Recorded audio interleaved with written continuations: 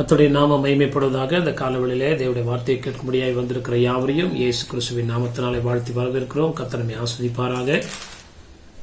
கடந்த போற நாட்கள் எல்லாம் தேவன் நம்மை கண்மணி போல பாதுகாத்து நமக்கு நல்ல ஜீவன் சுகபலம் தந்து நம்முடைய தேவைகளை சந்தித்து ஆண்டவர் செய்த நன்மைகளுக்காக ஒரு விஷயம் இந்த காலவெளியிலே நாம் தலைகளை தாழ்த்தி ஜெபிப்போம். பரலோக பிதாவே, நன்றியோடு துதிக்கிறோம், ஸ்தோத்திரிக்கிறோம். இந்த ஆஸ்வதிக்கப்பட்ட இந்த மனமனுஷ நாளின் காலவெளிக்காய் ஸ்தோத்திரிக்கிறோம் ஐயா. ஒரு விஷயங்களை தாழ்த்தி அர்ப்பணிக்கிறோம். கடந்த நாட்களில் நீ செய்த எல்லா நன்மைகள், உதவிகள், அனுகூலங்கள், அற்புதங்களுக்காய் உமக்கு ஸ்தோத்திரம் ஐயா. ஆண்டவரே, இந்த காலவெளியில உங்களுடைய வார்த்தையை கேட்கும்படியா நாங்கள் வந்திருக்கிறோம். எங்களுடைய இருதயத்தில் கர்த்தர் கிரியை செய்யும், பரிசுத்தப்படுத்தும், உங்களுடைய வார்த்தையினால் நிரப்பும். ஆண்டவரே, நல்ல நிலத்தில் விதைக்கப்பட்ட ஆண்டவரே விதை போல உடைய வார்த்தைகள் எங்களுடைய இதயத்தில் விதைக்கப்பட பலன் தர கர்த்தர் கிருபை செய்யுங்க. எங்களுடைய ஆவி ஆத்மா சரீரத்தை ஒரு விசை ஒப்புக் கொடுக்கிறோம். கழுவி பரிசுத்தப்படுத்தும். உங்களுடைய சுத்தம் நிறைவேறட்டும். ஆண்டவரே, விசுவாசித்து இந்த வார்த்தைகளை நாங்கள் வாசிக்க, விசுவாசிக்க, அர்ப்பணிக்க ஆண்டவரே பலனை பெற்றுக்கொள்ள கர்த்தர் கிருபை செய்யும். ஆண்டவரே ஸ்தோத்திரம். உங்களுடைய இருதயங்களின் சிந்தனை கர்த்தர் ஆட்கொள்ளும். உங்களுடைய நாமம் மகிமைப்படட்டும். இயேசு கிறிஸ்துவின் மூலம் ஜெபிக்கிறோம் நல்ல பிதாவே, ஆமென், ஆமென். ஆண்டவருடைய நாமம் மகிமைப்படுவதாக. அந்த காலவெளியில தேவன் நம்மை ஆஸ்வதிப்பாராக. தேவனுடைய வார்த்தைக்கு நேராய் நாம் கடந்து போவோம். நாம் தியானிக்க எடுத்துக்கொண்ட வேத பகுதி ஆதியாகமத்தின் புஸ்தகம் 26ஆம் அதிகாரம் 1ஆம் வசனத்தை வாசிக்கலாம். Book of Genesis chapter 26 verse 1. ஆபிரகாமின் நாட்களில் உண்டான பஞ்சத்தை அல்லாமல் பின்னும் ஒரு பஞ்சம் தேசத்தில் உண்டாயிற்று. அப்பொழுது ஈசாக்கு பெலிஸ்தியருக்கு ராஜாவாகிய அபிமெலேக்கிடத்தில் கேராருக்கு போனான். ஆண்டவருடைய நாமம் மகிமைப்படுவதாக. ஆபிரகாம் நாட்களில் உண்டான பஞ்சத்தை அல்லாமல் பின்னும் ஒரு பஞ்சம் தேசத்தில் என்ன பண்ணிட்டான்? உண்டாயிற்று. அப்பொழுது ஈசாக்கு பெலிஸ்தருக்கு ராஜாவாகிய அபிமெலேக்கிடத்தில் கேராருக்கு போனான். பஞ்சம் அவன் இருக்கிற இடத்துல கடந்து வருகிறது என்று சொல்லி அறிந்தபோது அந்த பஞ்சத்திலிருந்து தப்பித்துக் கொள்ளும்படியாய் அவன் ஒரு திட்டத்தை இங்கே தன்னுடைய வாழ்க்கையில நிறைவேற்றுகிறதை நம்ம வாசிக்கிறோம். ஆண்டவருடைய நாம மகிமைப்படுவதாக. கிறிஸ்துவ வாழ்க்கையில ஆண்டவர் நம்மை அனுப்புகிற இடம் பாலும் தேனும் ஓடுகிற கானான் தேசத்தை தருவேன் என்று சொன்னார். உண்மைதான். ஆனால் அதே நேரத்தில் ஆண்டவர் எங்க நம்மை அனுமதிக்கிறாரோ அங்க இருக்கும்போது பாடுகள் வரும். ஆனால் அந்த பாடுகள் நம்மை மேற்கொள்ளாதபடி ஆண்டவர் நமக்கு பக்கபலமாயிருந்து நம்மை பாதுகாக்க வல்லவராயிருக்கிறார். ஆண்டவருடைய நாமம் மகிமைப்படுவதாக. பஞ்சம் அந்த நாட்களிலே அவன் குடியிருக்கிற தேசத்திலே வந்தபோது அந்த பஞ்சத்திலிருந்து பிழைப்பதற்காக அவன் என்ன செய்தான்? எகிப்திற்கு போக, இன்னொரு இடத்துக்கு வந்திருக்கிறான். அங்கிருந்து எகிப்திற்கு போக அவன் தீர்மானித்த போது ஆண்டவர் அவனுக்கு சொல்லுகிறார், உன் பஞ்சத்தை நான் மாற்றுவேன் என்று சொல்லி. ஆண்டவருடைய நாமம் மகிமைப்படுவதாக. 2ஆம் வசனத்திலிருந்து 5ஆம் வசனம் வரைக்கும் நம்ம வாசிக்கும் போது, உன் நிலைமைகள் மாறும், நீ என்னுடைய வாக்கின்படி நீ நடக்கும் போது உன்னுடைய நிலைமைகளை நான் மாற்றுவேன் என்று கர்த்தர் சொல்லுகிறார். இந்த பூமியில நம்ம வசிக்கிறோம், இந்த பெங்களூர்ல வசிக்கிறோம். வியாதிகள் வருகிறது, பலவிதமான தடைகள் வருகிறது, உண்மைதான். ஆனால் கர்த்தரை நம் அடைக்கலமாய் கொண்டிருக்கும் போது ஆண்டவர் நம்மை பாதுகாக்க வல்லவராய் இருக்கிறார். எந்த இடத்துக்குள்ள போனாலும் ஆண்டவருடைய கிருபை இல்லாம நம்மளால வாழ முடியாது. ஒன்று. 2வது, அப்படி எகிப்திற்கு போனவர்கள் எல்லாமே நல்லவர்களாக பாதுகாக்கப்பட்டார்கள் என்பதும் இல்லை. அதனால இக்கரைக்கு அக்கறை பச்சைன்னு சொல்லிட்டு பிரச்சனைகள் வரும்போது நம்ம சுயமாய் நம்ம என்ன பண்ணக்கூடாது? நம்முடைய லைஃப் ஸ்டைல தீர்மானம் பண்ணக்கூடாது. ஒரு அருமையான ஒரு ஆண்டவருடைய வழிநடத்துதலை நம்ம இங்க வாசிக்கிறோம். ஆண்டவருடைய நாமம் மகிமைப்படுவதாக. இதுக்கு முன்பதாக ஆபிரகாம் நாட்களிலும் ஒரு பஞ்சம் வந்தது என்று சொல்லி வேத வசனம் சொல்லுகிறது. ஆதியாகமம் 12ஆம் அதிகாரம் 10ஆம் வசனம், book of Genesis chapter 12 verse 10ல நம்ம வாசிக்கும் போது, அத்தேசத்திலே பஞ்சம் உண்டாயிற்று. தேசத்திலே பஞ்சம் கொடியதாய் இருந்தபடியால் ஆபிராம் எகிப்து தேசத்திலே தங்கும்படி அவ்விடத்துக்கு போனான். அவருடைய தகப்பனும் இந்த தவறுகளை செய்கிறான். அதே காரியத்தை அவருடைய மகனும் செய்கிறதை நம்ம வாசிக்கிறோம். நம்ம பொதுவா என்ன நினைக்கிறோம்? பஞ்சம் நம்ம இடத்துல வந்துருச்சு, பஞ்சம் இல்லாத ஒரு தேசத்துக்கு நம்ம போகலாம் நம்ம நினைக்கிறோம். ஒருவேளை அங்கேயும் பஞ்சம் வந்துருச்சுன்னா நம்ம எங்க போவோம்? எங்கேயும் போக முடியாது. அதனால பஞ்சம் நம்ம இருப்பிடத்தை மாற்றுகிறதுனாலயோ, அல்லது சில பேர் சொல்லுவாங்க வீட்டை மாத்தி கட்டணும், வேற வீட்டுக்கு புது வீட்டுக்கு போகணும், இல்ல வாசக்காலை இப்படி வைக்கணும், இல்ல இந்த மாதிரி பண்ணா நம்ம வழக்குல பிரச்சனை மாறும். அப்படி இல்லை. பிரச்சனையை மாற்றுகிறவர் கர்த்தராய் இருக்கிறார். அப்ப வேதத்துல நம்ம அந்த மாதிரி சூழ்நிலையில மாட்டிக்கொள்ளும் போது, நம்முடைய வாழ்க்கையில கஷ்டத்தின் மேல கஷ்டம் வரும்போது, ஆண்டவரை ஏற்றுக்கொண்டதுனால பாடுகள், நிந்தைகள், அவமானங்கள் வரும்போது, கைவிடப்பட்ட நிலைமை வரும்போது, தருத்திரங்கள் வரும்போது நம்ம என்ன செய்ய வேண்டும் என்று சொல்லி வேதம் தெளிவாய் சொல்லுகிறது. ஆண்டவருடைய நாமமே இன்னைக்கு நிறைய கிறிஸ்தவங்க அப்படிதான். ஒரு பிரச்சனை வந்தவுடனே என்ன பண்றாங்க, சுயமாய் தீர்மானம் எடுத்துக்கிறார்கள். ஆனா நம்முடைய மனம் போன போக்கில நம்ம போகாதபடி ஆண்டவருடைய சித்தம் இன்னதென்று நம்ம அறிந்து கொள்ளும் போது ஆண்டவர், அதான் வேதம் சொல்லுகிறது, அவர் எப்படிப்பட்டவரா, கற்பாறையிலிருந்து நீரூற்றை வர வைக்கிறவர். வனாந்திரத்துல அவர் வயல்வெளியா என்ன பண்ணுவாரு, வனாந்திரத்துல கொண்டு வந்து நம்மளை வச்சிருக்கிறார். இப்ப அங்க ஒண்ணுமே இல்லை அப்படின்றப்போ ஆண்டவரால் அந்த வனாந்திரத்தை வயல்வெளியா மாற்ற முடியுமே தவிர, நம்ம இன்னொரு இடத்துக்கு ஆண்டவர் என்ன பண்ண முடியாது, கொண்டு போங்க. நம்ம ஒருவேளை நினைக்கலாம், இங்க வறுமை, வியாதி, தரித்திரங்கள் இருக்கிறது, எங்களை வேற இடத்துக்கு கொண்டு போங்கன்னு. ஆனா அதை வேற ஒரு இடத்துல போனதுனால அது வராதுன்னு சொல்ல முடியாது. அந்த கர்த்தருடைய கரத்துக்குள்ள இருக்கும்போது ஆண்டவர் நம்மை பாதுகாக்க வல்லவராய் இருக்கிறார். ஆண்டவருடைய நாமம் மகிமைப்படுவதாக. 2ஆம் வசனத்தை நம்ம வாசிக்கலாம். ஆதியாகமம் 26:2, book of Genesis chapter 26 verse 2. கர்த்தர் அவனுக்கு தரிசனமாகி, நீ எகிப்துக்கு போகாமல் நான் உனக்கு சொல்லும் தேசத்திலே குடியிரு. நீ எகிப்திற்கு என்ன பண்ணாத, போகாத, நான் உனக்கு சொல்லும் தேசத்தில் என்ன பண்ணு, குடியிரு. ஆண்டவருடைய நாமம் மகிமைப்படுவதாக. இப்ப நிறைய பேர் நம்ம வீடு மாத்துறோம், நமக்கு நல்ல வசதியான வீட்டை போய் பார்க்குறோம், வசதியான இடத்துல போய் நம்ம ஒரு இடம் வாங்குறோம். அது தவறு இல்லை. ஆனா ஆண்டவருடைய சித்தத்தோடு, ஆண்டவருடைய தரிசனத்தோடு நம்ம அங்க போகும்போது, அது ஒருவேளை பார்க்கறதுக்கு பாலைவனம் போல இருந்தாலும் அங்க ஆண்டவர் ஒரு நீரூற்றை உண்டாக்க வல்லவராக இருக்கிறார். நம்ம மனசுக்கு ஒருவேளை அது பச்சை பசேல் இருக்கிற இடத்துக்கு தெரியலாம். ஆனா அதோடைய பிற்காலத்துல அப்படிப்பட்ட நாடே இல்லாதபடி, ஒரு உதாரணம், சோதோம் குமாரோ பார்க்கறதுக்கு ஏதேன் தோட்டத்தை போல காணப்பட்டது. அதை நம்பி லோத்தோடைய குடும்பம் போய் கடைசியில ஒரு நாட்களுக்கு அப்புறம் அந்த பட்டணமே இல்லாதபடி சுட்டெரிக்கப்பட்டது. அப்போ மனுஷருக்கு செம்மையாய் தோன்றுகிற வழி உண்டு, அதனுடைய முடிவு மரண வழியாய் காணப்படுகிறது. அப்ப நம்ம கஷ்டத்துல பிரச்சனையில இருக்கும்போது நம்ம மனசுல நம்ம தீர்மானம் எடுக்காதபடி, ஒரு குடியிருக்கிற ஒரு இடத்த கூட ஆண்டவருடைய சித்தத்தின்படி நம்ம கடந்து போகும்போது, அது பார்க்க வேணா ஆரம்ப அற்பமா இருக்கலாம், ஆனா முடிவு ஆண்டவர் சம்பூர்ணமாய் பண்ணப்படுகிறார் என்று சொல்லி வேதத்துல பல உதாரணங்கள். ஒரு உதாரணம் சோதம் குமார். ஆபிரகாம் புறப்பட்டு வந்தது போல லோத்து நம்பி வருகிறான். ஆனா அந்த விசுவாசத்துல தொடர்ந்து அவன் இருக்க முடியல. பிரச்சனைகள், பாடுகள் வரும்போது உடனே மாம்சத்துல என்ன பண்றான், ஒரு தீர்மானத்தை எடுக்கிறான். ஆபிரகாமுடைய மந்தை மேய்ப்பிற்கும் லோத்துடைய மந்தை மேய்ப்பிற்கும் பிரச்சனை வரும்போது ஆபிரகாமுடைய வாக்குத்தத்தத்தை இவனு நம்பி வருகிறான். கொஞ்ச நாள் விசுவாசத்துல இருக்கிறாங்க.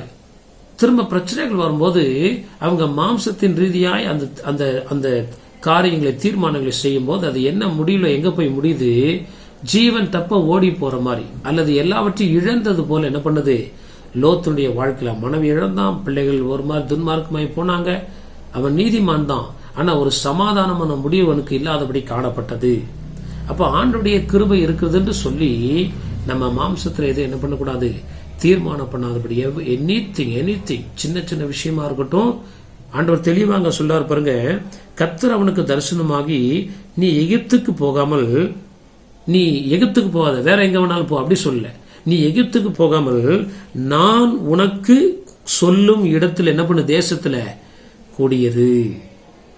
அப்ப முதல்ல ஆண்டவர் நம்மளை பார்த்து சொல்றாரு, உன் வாழ்க்கையில பிரச்சனைக்கு வர்ற காரணம் அறிந்து கொள். உன் மனசுக்குள்ள எகிப்துக்கு போகணுன்ற ஒரு எண்ணம் என்ன பண்ணுது, you are not thankful to God what God has given to you. ஆண்டவர் நமக்கு செய்த நன்மைகளுக்கு நன்றி சொல்லிக் கொண்டே இருக்கணும்.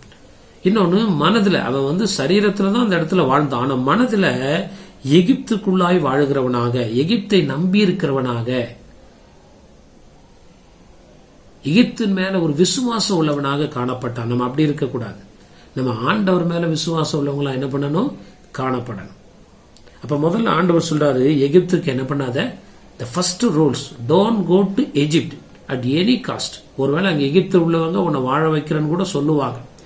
எகிப்துக்கு உள்ளது உங்களுக்கு நிறைய வரவேற்பை தர மாதிரி கூட இருக்கும்.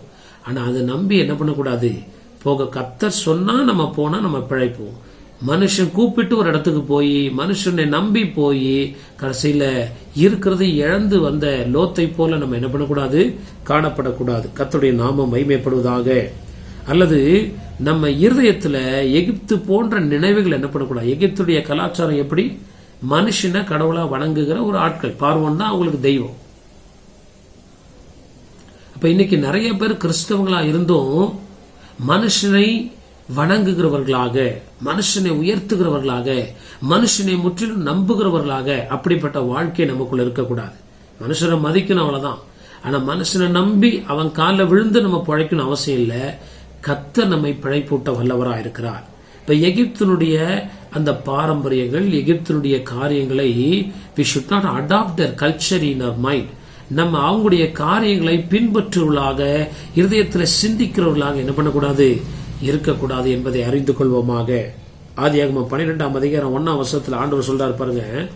Genesis chapter 12 verse 1. கர்த்தர் ஆபிரகாமை நோக்கி, நீ உன் தேசத்தையும் உன் இனத்தையும் உன் தகப்பனுடைய வீட்டையும் விட்டு புறப்பட்டு நான் உனக்கு காண்பிக்கும் தேசத்துக்கு போ. கர்த்தர் ஆபிரகாமை நோக்கி, அந்த வசனம் நல்லா கவனிச்சினா, நீ உன் தேசத்தையும் உன் இனத்தையும் உன் தகப்பன் வீட்டையும் விட்டு, அப்படின்னா உன்னுடைய நினைவுகளை நீ முதல்ல என்ன பண்ணு, விட்டு விடு. எகிப்துக்கு போலாம், எகிப்துக்கு போலான்ற ஒரு நினைவு அவனுக்குள்ள இருந்தது. அப்ப ஆண்டவர் ஆபிரகாம்கிட்ட ஃபர்ஸ்டே சொல்றாரு, 12ஆம் வசனத்துல சொல்றாரு, ஆண்டவருடைய நாமம் மகிமைப்படுவதாக. கர்த்தர் ஆபிரகாமை நோக்கி, உன் தேசத்தையும் உன் இனத்தையும் உன் தகப்பனுடைய வீட்டை என்ன பண்ணு, விட்டு விடு. Don't lean on, don't depend on your own thoughts and your own way. இப்படி போனா நல்லா இருக்கும், அவங்க என்ன வர சொன்னாங்க, இல்ல நோ. ஆண்டவர் நமக்கு தரிசனம் கொடுக்கா இருக்கிற வரைக்கும் நம் உலக ஜனங்களையோ உறவுகளையோ சூழ்நிலையோ அந்த தேசத்துடைய செழிப்பை நம்பி என்ன பண்ணக்கூடாது, போகக்கூடாது. ஆண்டவர் சொல்றாரு ஆபிரகாமை பார்த்து, அதெல்லாம் நீ என்ன பண்ணு, விட்டு விடு. சரீரத்துல மாத்திரமல்ல மனசுலயும் உனக்கு அப்படிப்பட்ட என்ன பண்ணக்கூடாது. அடிக்கடி இஸ்ரவேல் ஜனங்க சொன்னாங்க, ஐயோ நாங்க எகிப்துல இருந்தா நல்லா இருந்திருப்போம், நாங்க எகிப்துல இருக்கும்போது நல்லா இருந்திருப்போம். எங்க நல்லா இருந்தாங்க, அடிமைத்தனத்துல இருந்தாங்க. அப்ப அந்த நினைவுகள் நமக்குள்ள தொடர்ந்து என்ன பண்ணக்கூடாது, வரக்கூடாது. விட்டுட்டு புறப்பட்டு நான் உனக்கு காண்பிக்கும் தேசத்துக்கு போ. ஆனா எந்த தேசம் ஆண்டவர் சொல்லல. அப்ப எந்த தேசத்துக்கு போகணும் அப்படின்னா, 2வது ஒரு வசனத்தை நம்ம வாசிக்கலாம், 3ஆம் வசனத்தை நம்ம வாசிக்கலாம். ஆதியாகமம் 26:3, book of Genesis chapter 26 verse 3. இந்த தேசத்திலே வாசம் பண்ணு, நான் உன்னோடே கூட இருந்து உன்னை ஆசீர்வதிப்பேன். நான் உனக்கும் உன் சந்ததிக்கும் இந்த தேசங்கள் யாவையும் தந்து உன் தகப்பனாகிய ஆபிரகாமுக்கு நான் இட்ட ஆணையை நிறைவேற்றுவேன். இந்த தேசத்தில் என்ன பண்ணு, வாசம் பண்ணு. அப்படின்னா எந்த தேசம், அவன் ஒரு தேசத்துல இருந்தான், கேராரூருக்கு போனான். அப்ப நம்ம எங்க போனோம், ஆவிக்குரிய வாழ்க்கையில நிலைத்திருக்க வேண்டும் என்று கர்த்தர் சொல்லுகிறார். முதல்ல நம்ம வாழ்கிற வாழ்க்கையில பஞ்சங்கள் பிரச்சனைகளை ஆண்டவர் ஏன் அனுமதிக்கிறார் என்றால், எகிப்திலிருந்து நாம் விடுபட வேண்டும், எகிப்திற்கு போகக்கூடாது, எகிப்துடைய நினைவுகள் நமக்குள்ள வரக்கூடாது என்று சொல்லி கர்த்தர் சொல்லுகிறார். 2வது, இதுல நிலைத்திரு, இந்த தேசத்துல நிலைத்திரு. ஆவிக்குரிய வாழ்க்கையில ஒரு ஸ்டெபிலிட்டி இருக்கணும், ஆவிக்குரிய வாழ்க்கையில ஒரு நிறைவு காணப்பட வேண்டும். ஆவிக்குரிய வாழ்க்கையில we should mingle with the spiritual life. அதுல நம்ம என்ன பண்ணிருக்கணுமா, நிலைத்திருக்கணும். இங்க வாசம் பண்ணு அப்படின்னு ஆண்டவர் சொல்றாரு. அப்படின்னா என்ன, ஆவிக்குரிய வாழ்க்கை தேவன் நமக்கு கொடுத்திருக்கிறார். நம்முடைய இருதயத்துல எகிப்தினுடைய வாழ்க்கை வாழாதபடி ஆவிக்குரிய நினைவுகளால் பரிசுத்தமான வாழ்க்கை தேவன் நமக்கு தந்த இந்த பாதுகாப்பான வாழ்க்கையில நிலைத்திரு, இங்கே ஜீவனம் பண்ணு, இதுல சந்தோஷமாரு. ஆண்டவர் கொடுத்த இந்த ஒரு சின்ன சின்ன நன்மைகளை நீ நன்றி சொல்லி அதுல தொடர்ந்து இருக்கும்போது நீ உனக்கு என்ன தேவை என்பதை கர்த்தர் அறிந்திருக்கிறார். அதை நிச்சயம் தர வல்லவராயிருக்கிறார். ஆண்டவருடைய நாமம் மகிமைப்படுவதாக. ஆவிக்குரிய வாழ்க்கையில நிலைத்திருக்கணும், ஒரு ஸ்டெபிலிட்டி இருக்கணும். இன்னைக்கு ஒரு எண்ணம், நாளைக்கு ஒரு எண்ணம், நாளானைக்கு ஒரு எண்ணம், அந்த மாதிரி அலைபாயிர எண்ணங்கள் உருவல. வேதம் சொல்லுது, இருமனம் உள்ளவன் வழிகள் எல்லாம் நிலையற்றவனா இருக்கிறான். கர்த்தரிடத்துல ஏதாவது பெறலாம் என்று என்ன பண்ணுவாங்க, அது இது என்ன பாவம், இது என்ன அக்கிரமம், விபச்சாரமா, வேசித்தனமா, நம்ம என்ன பண்ணிட்டோம் அப்படின்னு நம்ம நினைக்கிறோம். இந்த டபுள் மைண்டடே கர்த்தருக்கு பிடிக்காது. அது இன்னொரு விதத்துல சொல்ல போனா, when we stand on our own thoughts, நம்ம சொந்த புத்தியில என்ன பண்ணாத, சாயாத அப்படின்னு நீதிமொழிகள் சொல்லுது. என் மகனே, உன் சுய புத்தியின் மேல என்ன பண்ணாத, சாயாத, கர்த்தர் மேல் நம்பிக்கையாயிரு.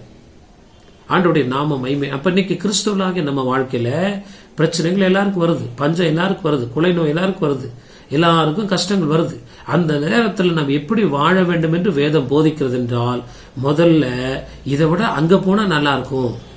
சில பேருக்கு அப்படி ஒரு எண்ணம், சபையை மாத்தலாமா, அங்க போலாமா, இங்கே போலாமா. இல்ல, நம்ம எண்ணத்துல இருந்து முதல்ல அதை எடுத்துப்போம். ரெண்டாவது கர்த்தர் சொல்றாரு, ஆண்டவருக்குள்ள என்ன பண்ணணும், நிலைத்திருக்கு. என்னில் நிலைத்திருங்கள், நான் உங்களில் என்ன பண்ணுவேன், நிலைத்திருப்பேன்.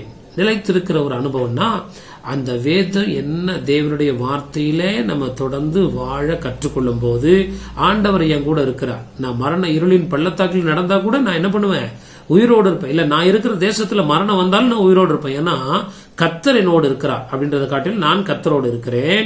என் பக்கத்துல 1000 பேரும் என் வலதுபுறத்தில் 10000 பேர் விழுந்தாலும் நான் சாக மாட்டேன். ஏன்னா கர்த்தர் என்னோடு இருக்கிறார், கர்த்தர் என்னை பாதுகாப்பார். தாவீது தன்னுடைய வாழ்க்கையில தெளிவாய் சொல்லுகிறார். அப்படிப்பட்ட விசுவாசம் தான் நிலைத்திருக்கிற ஒரு அனுபவத்தை குறிக்கிறது. பக்கத்துல பாடு வரும், பிரச்சனை வரும், கொரோனா வரும், எல்லாம் வரும், பஞ்சம் வரும், கொள்ளை நோய் வரும். ஆனா கர்த்தர் தம்முடைய பரிசுத்தவான்களை என்ன பண்ணுகிறது இல்லையா, அவர் கைவிடுகிறது இல்லை. தமக்கு பயந்த பிள்ளைகளை சூழ பாளையம் இறங்கி அவர்களை என்ன பண்றாரு, விடுவிக்கிறார். தம்முடைய தூதர்களை அனுப்பி தமக்கு பயந்தவர்களை சூழ பாளையம் இறங்கி அவன்கிட்ட என்ன பண்றாரு, பக்கத்துல பிசாசு வரும், பக்கத்துல ஆபத்து வரும், பக்கத்துல ஆக்சிடென்ட் வரும், விபத்து வரும், நம்மை அணுகாதபடி கர்த்தர் பாதுகாக்கிறார். அப்ப எந்த இடத்துல இருக்கிறோன்றது அவசியம் இல்ல, முக்கியம் இல்ல, கர்த்தருக்குள்ள இருக்கிறோம்ன்றதை ஒரு விஷயம் உறுதிப்படுத்திக் கொள்ளும் போது நம்மளால எந்த இடத்துலயும் வாழ முடியும் என்பதை அறிந்து கொள்வோமாக. கர்த்தருடைய நாமம் மகிமைப்படுவதாக. ஆதியாகமம் 28 அதிகாரம் 13 வசனத்துல வாசிக்கும் போது, book of Genesis chapter 28 verse 13, அதற்கு மேலாக கர்த்தர் நின்று, நான் உன் தகப்பனாகிய ஆபிரகாமின் தேவனும் ஈசாக்கின் தேவனும் ஆகிய கர்த்தர், நீ படுத்திருக்கிற பூமியை உனக்கும் உன் சந்ததிக்கும் தருவேன். ஆண்டவருடைய நாமம் மகிமைப்படுவதாக. ஆண்டவர் சொல்றாரு அவனை பார்த்து, அதற்கு மேலாக கர்த்தர் நின்று, நான் உன் தகப்பனாகிய ஆபிரகாமின் தேவனும் ஈசாக்கின் தேவனுமாகிய கர்த்தர், நீ படுத்திருக்கிற பூமியை உனக்குன்னு உன் சந்ததிக்கு என்ன பண்ணுவேன், தருவேன். அவன் ஓடி போயிட்டு தாய் வீட்டுல இருந்து ஓடி போயிட்டு இளைப்பாடுறதுக்கு இடம் இல்லாம வனாந்தரத்து ஒரு இடத்துல படுத்திருக்கிறான். ஆண்டவர் சொல்றாரு, நீ எங்க படுத்திருக்கிறியோ அப்படின்னா என்ன அர்த்தம், நீ எனக்குள்ள நீ வாழும் போது ஜீவிக்கும் போது அந்த இடத்தை நான் உனக்கு என்ன பண்ணுவேன், ஆசீர்வாதமா என்ன பண்ணுவேன், மாற்றி தருவேன். ஆண்டவருடைய நாமம் மகிமைப்படுவதாக. ஆட்கள் சஞ்சாரம் இல்லாத இடமா இருந்தாலும் ஆண்டவர் அதை ஒரு பட்டணமாய் மாற்ற முடியும். வனாந்தரத்தை வயல்வெளியா கர்த்தர் மாற்ற உள்ளுமுடரா இருக்கிறாரு. அதனால உலக ஜனங்கள் நோக்குகிறது போல, உலக ஜனங்கள் பார்க்கறது போல, யோசிக்கிறது போல நம்ம என்ன பண்ணக்கூடாது, யோசிக்க கூடாது. அதுக்கு லோத்து ஒரு பெரிய உதாரணம் என்பதை மறந்துவிடக்கூடாது. கர்த்தருடைய நாமம் மகிமைப்படுவதாக. 3வது ஒரு வருஷத்தை நம்ம வாசிக்கும் போது, ஆதியாகமத்தின் புஸ்தகம் 26 அதிகாரம் 4 வசனத்தை வாசிக்கும் போது, book of Genesis chapter 26 verse 4, Abraham என் சொல்லுக்கு கீழ்ப்படிந்து என் விதிகளையும் என் கற்பனைகளையும் என் நியமங்களையும் என் பிரமாணங்களையும் கை கொண்டபடியினால் போதும். ஆண்டவர் சொல்றாரு, இந்த தேசத்துல இரு அப்படின்னு ஆண்டவர் 3வது வார்த்தை சொல்லிட்டு 4ஆம் வசனத்தை சொல்றாரு, அந்த தேசத்துல இருந்து என்ன பண்ணணுமா, ஆபிரகாம் என் சொல்லுக்கு கீழ்ப்படிந்து என் விதிகளையும் என் கற்பனைகளையும் என் நியமங்களையும் என் பிரமாணங்களையும் என்ன பண்ணாராம், கை கொண்டார். அப்ப ஆண்டவருக்குள்ள இருக்கிற வேதத்தின்படி நடக்கிற உத்தம மார்க்கத்தார் பாக்கியவான்கள். அப்ப ஆண்டவருக்குள்ள நம்ம அந்த இடத்துல இருந்து அடுத்தது நம்ம என்ன செய்யணும் அப்படின்னு சொன்னா, கர்த்தருடைய சகல கற்பனைகளையும் நம்ம என்ன பண்ணணுமா, கை கொள்ள வேண்டும். ஆண்டவரோடு இருக்கணும். ஃபர்ஸ்ட் ஆண்டவரை விட்டு விலகக்கூடாது. ஒன்னு எகிப்துக்கு போகக்கூடாது, 2வது ஆண்டவரோடு தங்கி இருக்கணும், 3வது ஆண்டவர் சில காரியங்களை எதிர்பார்க்கிறார், அதை நாம் செய்ய வேண்டும். என்ன எதிர்பார்க்கிறார், நீ இந்த பூமியை உனக்கு நான் தருவேன், ஆனா நீ சில காரியங்களை செய்யணும். என்ன செய்யணும், என்னுடைய கட்டளைகள், என்னுடைய பிரமாணங்கள், என்னுடைய நியமங்கள் எல்லாவற்றையும் நீங்க என்ன பண்ணணும், கை கொள்ள வேண்டும். ஆண்டவருடைய பிரமாணம் என்ன, நீ மற்ற ஜனங்களோடு கலவக்கூடாது, மற்ற ஜாதிகளோடு என்ன பண்ணக்கூடாது, சேரக்கூடாது. நீ என்னோட என்ன பண்ணிருக்கணும், நான் இட்ட சகல கற்பனைகளையும் கட்டளைகளையும் பிரமாணங்களையும் என்ன பண்ணணும், கை கொள்ள வேண்டும். அப்ப ஆண்டவரோடு இருக்கிற ஜனங்கள் அதோடைய வார்த்தை என்ன, ஆண்டவரோடு நான் வாசம் பண்றேன், கர்த்தரை துதிக்கிறேன், ஸ்தோத்திரம் பண்றேன், வேற என்னுடைய நினைவுகள் இல்லைன்னு சொல்ற நம்ம வாழ்க்கையில எப்படிப்பட்ட நினைவுகள் வரணும்னா, பிரமாணங்கள் கட்டளைகளை நம்முடைய இருதயத்துல ஏற்றுக்கொண்டு நம்முடைய எண்ணங்கள்ல சிந்தைகள்ல அவைகளை நாம் என்ன பண்ணணும், அவைகள் நம்ம என்ன பண்ணணும், இருதயத்துல வைத்து வைக்க வேண்டும். ஆண்டவருடைய நாமம் மகிமைப்படுவதாக. இந்த தேசத்துல குடியிரு அப்படின்னு சொல்லிட்டு என்ன சொல்றாரு? 3வது 4ஆம் வசனத்துல, என் சொல்லுக்கு ஆபிரகாம் கீழ்ப்படிந்து என் விதிகளையும் என் கற்பனைகளையும். சில பேர் என்ன பண்ணுவாங்க, நான் எகிப்துக்கெல்லாம் போக மாட்டேன், நான் இங்கே தான் இருக்கிறேன்னுவாங்க. ஆனா அங்க இருந்துகிட்டே என்ன பண்ணுவாங்க, தங்களுடைய சுய சித்தத்தின்படி வாழ்வாங்க. ஆண்டவர் சொல்றாரு, ஓ சித்தத்தின்படி இல்ல, என்னுடைய விதி என்னுடைய பிரமாணங்களை நீ என்ன பண்ணணும், யூ ஹாவ் டு ஃபாலோ. இன்னைக்கு நிறைய கிறிஸ்தவங்க அப்படிதான். எகிப்துக்கெல்லாம் நாங்க போகல, கர்த்தருக்கு பிரியமில்லாத இடத்துக்குலாம் நாங்க போக மாட்டோம். ஏன்னா கர்த்தர் சொல்லிட்டாரு, அதனால நாங்க போக மாட்டோம். ஆனா கர்த்தருக்குள்ள இருந்து கர்த்தர் என்ன திட்டத்தை வச்சிருக்கிறாரோ அதை நாங்க ஏற்க மாட்டோம். நாங்க அப்படியே எங்க சுய வழியில என்ன பண்ணுவோம், ஆண்டுடைய காரியத்தில் என்ன பண்ணுவோம், நாங்க அப்படியே இருப்போம், நியூட்ரலா இருப்போம். பாவமும் செய்ய மாட்டோம், கர்த்தருக்கு பிரியமான கட்டளைகளையும் பிரமாணங்களையும் நாங்க என்ன பண்ண மாட்டோம், ஏற்று கீழ்ப்படியாதபடி நாங்க அமைதியா இருப்போம். ஆனா கர்த்தர் உயர்த்தணும்னா கர்த்தர் உயர்த்த முடியாது. ஆண்டவர் சொல்றாரு, நீ என் சொல்லுக்கு கீழ்ப்படிந்து இங்க இரு, இந்த தேசத்துல இரு. அப்புறம் இருந்து நீ என்ன பண்ணணுமா, என்னுடைய கட்டளைகளை நீ என்ன பண்ணணும், கை கொள்ளணும். You have to practise. You should be a Christian. நீ ஒரு நல்ல ஒரு யூதனா என்ன பண்ணணும், ஆண்டவர் சொன்ன கட்டளைகளின்படியெல்லாம் நீ செய்து ஒரு நல்ல ஆவிக்குரிய யூதனாய் வாழும்போது கர்த்தர் நம்முடைய பிரச்சனைகளுக்கு விடுதலை தருகிறார். ஒரு வசனத்தை நம்ம வாசிக்கும் போது ஆதியாகமம் 22:18 book of Genesis chapter 22 verse 18. நீ என் சொல்லுக்கு கீழ்ப்படிந்தபடியினால் உன் சந்ததிக்குள் பூமியில் உள்ள சகல ஜாதிகளும் ஆசீர்வதிக்கப்படும் என்று என் பேரில் ஆணையிட்டேன் என்று கர்த்தர் சொல்லுகிறார் என்றார். நீ என் சொல்லுக்கு கீழ்ப்படிந்தபடினால் ஆண்டவருடைய நாமம் மகிமைப்படுதார். அந்த 22ஆம் அதிகாரம் 18ஆம் வசனத்துல ஆண்டவர், நீ என் சொல்லுக்கு கீழ்ப்படிந்தபடினால். அப்ப ஆண்டவர் என்ன சொன்னார் அவன்கிட்ட? ஆண்டவர் சொல்ற இடத்துல தான் அவர் இருந்தார், எங்கேயும் போல. சரி, அதோட விட்டுருக்க வேண்டியதானே. ஆண்டவர் ஒன்று சொல்றாரு, உன் மகனை போய் எனக்கு என்ன பண்ணு, பலியிடு. அப்ப கட்டளைகள் பிரமாணங்களை நிறைவேற்றுவது என்ன, நமக்கு உண்டான எல்லாவற்றையும் ஆண்டவருக்காய் விட்டு கொடுப்பது. ஆண்டவர் சொல்றாரு, நீ எகிப்துக்கு போவதா, நான் உன்னை ஆஸ்வதிக்கிறேன். சரி, நான் இங்கே இருந்துட்டேன்பா. சரி, அப்புறம் ஏன் என்ன ஆஸ்வதிக்க மாட்டீங்க? ஆஸ்வாதம் ஈஸியா வராது. நீ இழக்கும் போதுதான் அதை நீ என்ன பண்ண முடியும், பெற்றுக்கொள்ள. நாம நிமித்தம் எதை இழக்கிறீர்களோ அதை 100 மடங்கு என்ன பண்ணுகிறீங்க, பெற்றுக்கொள்கிறீங்களா. அப்ப கிறிஸ்தவ வாழ்க்கையில நம்ம பாவம் செய்யாம இருக்கிறோம், கர்த்தருக்கு விரோதமா செய்யாம இருக்கிறோம் ஒரு பக்கம். ஆனா ஆண்டவருக்காக என்ன இழக்கிறோம், என்ன செய்யறோன்றது இங்க முக்கியம். என் கட்டளைகளையும் என் பிரமாணங்களை என்ன பண்ணு, கடைபிடி அப்படின்னு சொல்லிட்டு சொல்றாரு. ஆபிரகாம் என் சொல்லுக்கு கீழ்ப்படிந்தபடினால் 18ஆம் வசனத்துல, பூமி அவன் சந்ததிக்குள் பூமியில் உள்ள சகல ஜாதிகளும் ஆஸ்வதிக்கப்படும் என்று என் பேரில் ஆணையிட்டேன் என்று கர்த்தர் சொல்லுகிறார். என்ன சொல்லுக்கு கீழ்ப்படிந்தாரு? 22ஆம் அதிகாரம் 1ஆம் வசனத்துல ஆண்டு சொல்றாரு, உன் ஏக சுதனும் உன் புத்திரனும் உன் மகனுமா இருக்கிறவன, ஒரே ஒரு மகன் வயசான காலத்துல பிறந்தவன எனக்கா இப்ப என்ன பண்ணு, பலியிடு. அப்போ ஆண்டவர் 12ஆம் அதிகாரத்துல சொல்றாரு, உன்னை அப்படி பார்க்குவேன், உன் சந்தத்தை திரளாக்குவேன், அப்படி இப்படின்னு சொல்லிட்டு சொல்றாரு. இந்த ஆசீர்வாதம் வேணும்னா நீ என் மேல விசுவாசம் உள்ளவனா இருக்கிறாய் என்பதை செயலில என்ன பண்ணணும், வெளிப்படுத்த வேண்டும். முற்றிலும் ஒப்பு கொடுக்கணும். நம்மையும் நமக்குரியதை ஆண்டவருக்காக விட்டுட்டு வரும்போது கர்த்தர் நம்மை வாளாக்காமல் என்ன பண்ணுவாரு, தலையாக்குவார். பவுல் சொல்றாரு, அவருடைய மேன்மைக்காக எல்லாவற்றையும் நஷ்டம் என்று குப்பையும் என்று நான் என்ன பண்ணுகிறேன், எண்ணுகிறேன். இன்னைக்கு நிறைய கிறிஸ்தவங்க பாவம் செய்யறது இல்ல, கர்த்தருக்குள்ள இருக்கிறாங்க. ஆனா they don't like to lose anything. ஆண்டவருக்காக விட்டு கொடுக்க அவங்க மனசு இல்ல, ஆண்டவருக்காக எல்லாவற்றையும் சாக்ரிஃபைஸ் பண்ண மனசு இல்ல. அதனால அவங்களுடைய வாழ்க்கையில அந்த கஷ்டங்கள் மாறாதது போல காணப்படுகிறது. அப்போ இங்க வசனத்துல 4ஆம் வசனத்துல 26ஆம் அதிகாரத்துல ஆண்டவர் சொல்றாரு, ஆபிரகாம் என் சொல்லுக்கு என்ன பண்ணானா, கீழ்ப்படிந்தான். என்ன கீழ்ப்படிந்தான், நான் சொல்றத அப்படியே நீ செய்யணும். அப்ப சில நேரத்தில் அவருடைய கட்டளைகள் கற்பனைகள் நம்ம ஜீவனையே பலியா கொடுக்கிற மாதிரி இருக்கும். ஆனா கர்த்தர் நம்மை அழிக்க அல்ல, நம்மை ஆசீர்வதிக்க கர்த்தர் என்ன பண்றாரு, இப்படிப்பட்ட வழியாய் கடந்து போக வேண்டும் என்று கர்த்தர் என்ன பண்றாரு, விருப்பம் உள்ளவராயிருக்கிறார். ஏக சுதன் உன் மகன் பாராத, எனக்கு போய் பலியிடு.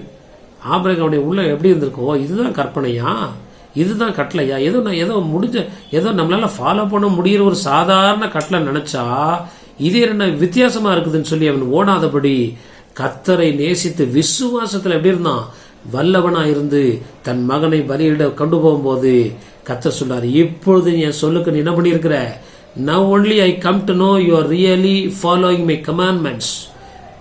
என் ரூல்ஸ் நீ அப்படியே ஃபாலோ பண்ற, யூஆர் ரியலி ஒபே அன்டு மீன்னு சொல்லிட்டு அதுக்கப்புறம் கர்த்தர் அந்த வாக்குத்தத்தத்தை பரிபூர்ணப்படுத்தி நிறைவேற்றுகிறார். ஆண்டுடைய நாம மகிமைப்படுவதாக. அப்ப கர்த்தருடைய சொல் நமக்கு சாதகமா இருக்காது, அவருடைய சட்டத்திட்டங்கள் பிரமாணங்கள் சாதகமா இருக்காது.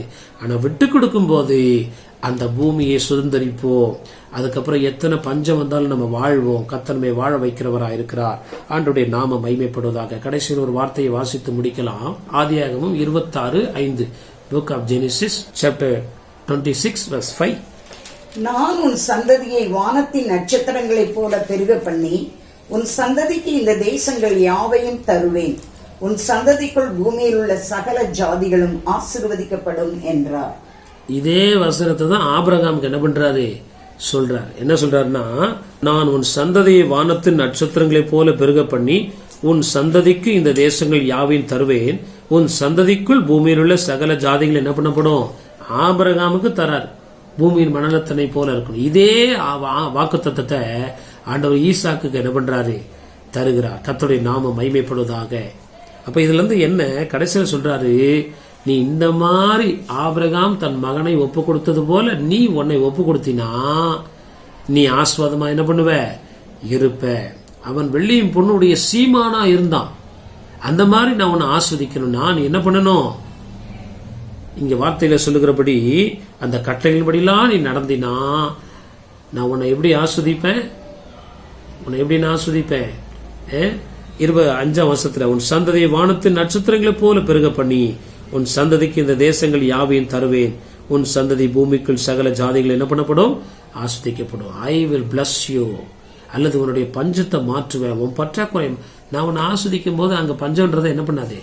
இருக்காது. அப்பதான் ஆண்டவரை நம்பி அவன் என்ன பண்ணா, அந்த தேசத்துல குடியிருந்து அவன் என்ன பண்ணானா, விதை விதைத்தான். 12ஆம் வருஷத்துல ஆண்டுடைய நாம மகிமைப்படுவதாக. இதெல்லாம் அவன் கீழ்ப்படிஞ்சு அந்த ஒரே ஒரு வசனத்தை வாசித்து முடிக்கிற. ஆண்டுடைய நாம 26ஆம் அதிகாரம் 12ஆம் வசனம், புக் ஆஃப் ஜெனிசிஸ் சாப்டர் 26:12. ஈசாக்கு அந்த தேசத்தில் விதை விதைத்தான். கர்த்தர் அவனை ஆசீர்வதித்ததினால் அந்த வருஷத்தில் 100 மடங்கு பலன் அடைந்தான். 13ஆம் வருஷத்துல வாசிக்கும் போது அவன் ஐஸ்வர்யனாகி வர வர விருத்தடைந்து மகா பெரியவனானான். என்ன பண்ணானா? மகா பெரியவன். அதுக்கப்புறம் ஆளுங்க அவன் நோன்ற துறவை மூடி போடுறாங்க, தகப்பனாருடைய துறவை மூடி போடுறாங்க. ஆனா கர்த்தருடைய வாக்கு ஒரு நாள் என்ன பண்ணாது? மாறவே மாறாது. பிரச்சனை வரும், பஞ்சம் வரும், மனுஷ எதிர்ப்புகள் வரும், மனுஷன் நம்ம எதிர்ப்பாங்க. ஆனா கர்த்தர் கூட இருந்து நம்முடைய கால் சிக்கி கொள்ளாதபடி, நம்ம மரணம் அடையாதபடி, நம்ம அழிஞ்சு போகாதபடி கர்த்தர் அங்க என்ன பண்றாரு? ஒரு கிரியை அங்க நடப்பிக்கிறார். எவன் துறம் மூணானா அவன் திரும்ப அவன் காலில் விழறான். ஐயோ கர்த்தர் உன்னோடு இருக்கிறான்னு சொல்றான். இப்ப நன்றாக புரிந்து கொள்ளுங்கள், கிறிஸ்தவ வாழ்க்கையில போராட்டம் உண்டு.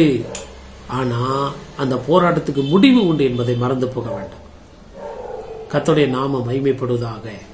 அன்பான தேவ பிள்ளைகளே, எகிப்துக்கு போறேன்னு சொன்னான். ஆனா எகிப்துல எத்தனை அழிவுகளை கர்த்தர் வச்சிருந்தாருன்னு நமக்கு தெரியும் மோசே நாட்கள்ல.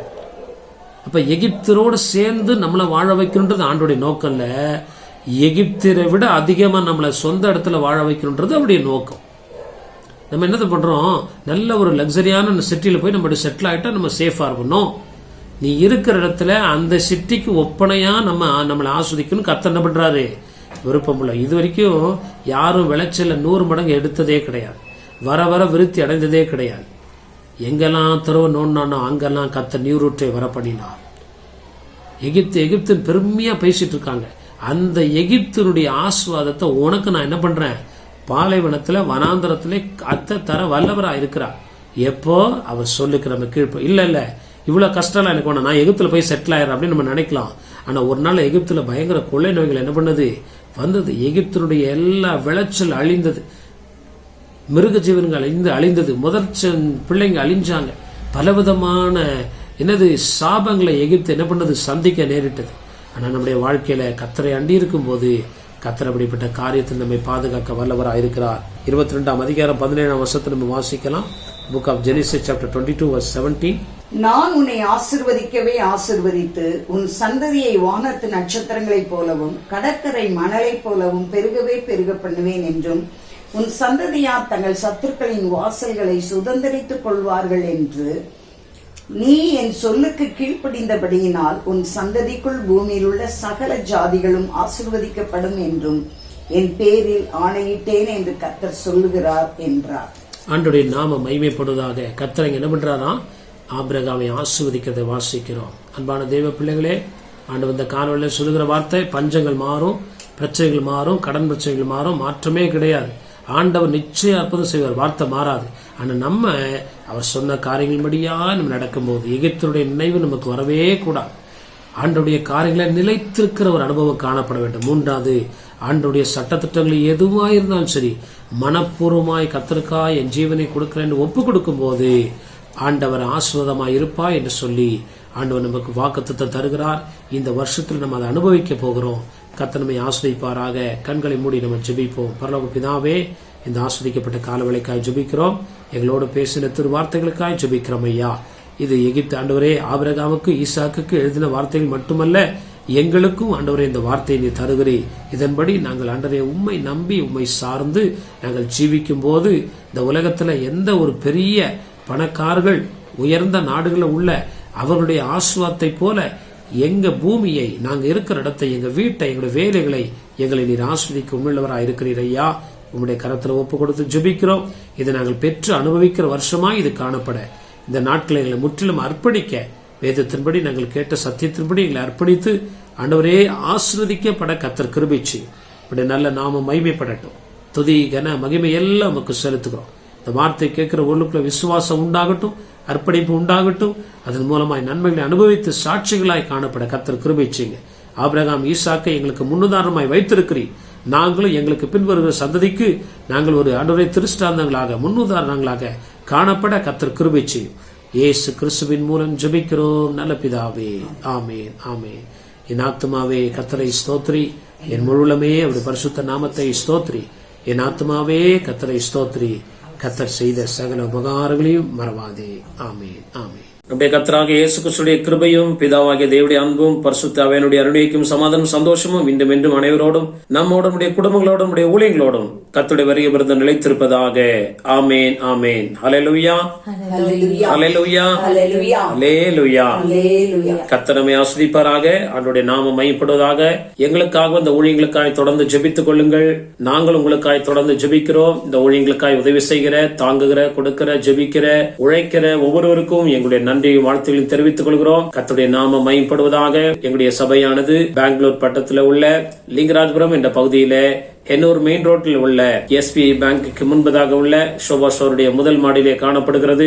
முதல் ஆராதனை காலை 7 மணி முதல் 8:30 மணி வரை உள்ளது. பின்பு 9 மணி முதல் 10 மணி வரை youth meeting, Sunday class, adult class போன்ற ஊழியங்கள் இருக்கிறது. 10 மணி முதல் 11:30 மணி வரை இரண்டாவது ஆராதனை இருக்கிறது. வார நாட்கள்ல செவ்வாய்க்கிழமை பைபிள் ஸ்டடி இருக்கிறது. மாலை 7 மணி முதல் 8 மணி வரை முடிந்தவர்கள் கலந்து கொண்டு கர்த்தருடைய ஆசீர்வாதத்தை பெற்றுக் கொள்ளுங்கள். அதே போல சனிக்கிழமை காலை 10 to 12 மணி வரை உபவாச கூட்டம் இருக்கிறது.